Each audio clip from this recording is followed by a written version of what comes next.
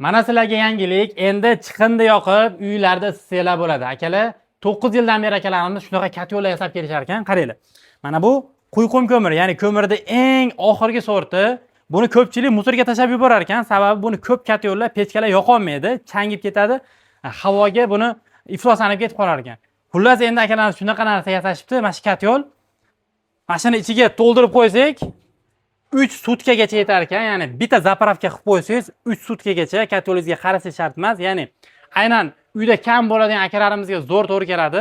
Sababi 4-5 soatda qarash kerak odatiy katyollarga. Endi bunga siz 3 sutkagacha qaramasangiz bo'lar ekan. Rasuljon aka, buni 150 kvadratdan boshlab necha kvadratgacha yasab berasiz? 150 kvadratdan boshlab 3000 kvadratgacha yasab bera olamiz. Ya'ni xonadonlarga ham, teplitsalarga ham to'g'ri kelaveradi. Ha, teplitsa, korxona, maktab, bog'cha, masjidlarda hammasini isita oladi. Nimaga sizlarga buni bemalol maqtayapman? Sababi 2 yil oldin o'zim ham xarid qilganman. Bu yil 3-yil, ya'ni 3-qishni ko'radi. O'zim foydalanib kelyapman. Misol uchun bitta zapravka qilib qo'ysak, Rasuljon aka, misol anomal sovuq bo'lgan paytda, ya'ni juda minus havoga chiqib ketgan paytda boring shu 2 sutkaga yetdi-da. Bo'lmasam odatiy havo bo'lib tursa 3 sutka yoxida undan ham o'tib ketadi. Ko'mirning kaloriyasiga ham bog'liq ekan. Ha, ko'mir sifatiga, kaloriyasiga qarab turib o'zgaradi. Biz misol uchun Angrenda eng oxirgi sorti 300 so'mlik ko'mirdan xarid qilganmiz. Shu bilan yoqdi, ya'ni hisoblab ko'rdim. Bir sutkali rasotimiz 10 ming so'm atrofida bo'ldi. Ya'ni 10 ming so'm bilan biz 150 kvadrat joyda islatdik. Shunaqa bo'ladi. Endi Qirg'izistonda Belalma ko'miri bor ekan, ya'ni Qozog'istonda boshqa ko'mirlar bor ekan, birozgina qimmatroq. Lekin ular yana ham ko'proq yetar ekan. Shunaqa, uni misol bitta to'ldirib qo'ysangiz, u shu 3 kundan boshlab 1 haftagacha yetib berish ehtimoli bor. Tushunadi. Endi ko'mirda rasot qilishi sizni uyingiz utepleniyasiga, tashqaridagi havo haroratiga va ko'mirda kaloriyasiga bog'liq. Narxlardan boshlaylik. Aka, mana shu menga o'rnatib berganingizni narxi necha pul? $1400 buni. $1400. Ichki listi 4 list, tashqi utepleniyasi 2 list. 2 list utepleniya bo'lgan. Ya'ni 2 qavat bo'lgan, ya'ni 2 qavat bo'lgan. Katelnisini gohila o'rolmaydi-da. Ha, shunaqa tashqari navesga qo'yib qo'ysa ham bo'ladi. Ustiga suv tushmasa bo'ldi hisob. Turaveradi, ishlaveradi. Keyin buni hozir miyasi o'rnatilmagan, lekin miyasi bo'ladi komplekt. Ha, miyasi bo'ladi. Ya'ni miyasidan siz bitta gradusni belgilab qo'yasiz. Misol uchun eng pasti 40 gradusga tushganda katyol ishlasin, balati 60 gradusga yetganda katyol o'chsin deb belgilab qo'ysangiz, svet o'chmasa bo'ldi, ishlaveradi. Endi mabodo svet o'chib qolishi mumkin. Biz shunga UPS qo'yib qo'yganmiz, akkumulyator. Svet yonganda akkumulyator zaryad oladi, svet o'chganda akkumulyatordan ishlaveradi. Shunaqa, shunday. Ular uzluksiz holatda davom etar ekan. Bu 300 kvadratlik, 300 kvadrat. Buni $1700 qilib beramiz.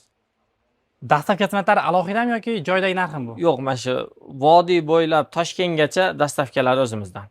Ichida o'rnatib berasiz. Ya'ni o'rnatib berish xizmatlari ustalarniki alohida bo'ladi. Ular отдельно ustalar, santexniklar o'rnatadi buni. To'g'ri qo'yasizlarmi? Shunaqa tanishlar bormi? Ha, tanishlar ham bor. Ko'proq o'zim ustalari ham ko'p bo'lyapti hozir. Tushunarli. Va ichki ko'rinishini bitta ko'rsatib qo'yaylik. Endi hozir yoqib ko'rsatmadik, sababi o'zi yozni chillasida turibmiz va ko'pchilik ko'mirni qanaqa, ya'ni katyolni qanaqa yonishini biladi, shuning uchun yoqib ko'rsatgimiz kelmadi. Bu yerda yana 300 kvadratligi, bularga ham 150 kilo ko'mir sig'adi. Ha, bunga ham 150. Standart 150 kilo ko'mir sig'adi. Bu bunkerimizni standart qilishimizdan maqsad bunga uyda misol erkak kishilar ko'chada bo'lib qoladi, ishda bo'lib qoladi. Ayollar ham paqirda olib kelib to'kib qo'yishlik uchun shunga moslab bu standart. Ko'proq bitta razmerda bo'ladi bular. Nima deganda, yosh bolalar ham ular misol kelib paqirda to'ksa bo'ladi. Tushunarli. Yengil. Yana nima afzalliklar? Bu yerda misol ventilyatori joylashadi, bu yerga motori joylashadi, to'g'rimi? Shunaqa. Endi eng kattasi qanaqa? Bu 500 mi? 500 nechi? Bu 500 kvadratlik. Nechi pul qilib? Buni $1900 qilib beramiz. 500 kvadratgacha joylarda ishlab bera oladi. Bu 1000. Bu 1000 kvadrat. Teplitsalarga kelganda bu asosan. Teplitsa, masjid, maktablar, shunaqa to'g'ri. частный klinikalarga qo'yapmiz ko'proq bu 1000 kvadratlarni. Zo'r. Akalar, videomizni unaqa cho'zib yubormadik. Asosiy maqsadimiz sizlarga 2026-yilda katyol o'rnatmoqchiman, lekin katyollar juda ham ko'p. Qaysi birini o'rnatay deganlar, shaxsan men o'zim mana 2 yil foydalanib, mana shuni ichida yurgan odam sifatida sizlarga tavsiya qila olaman.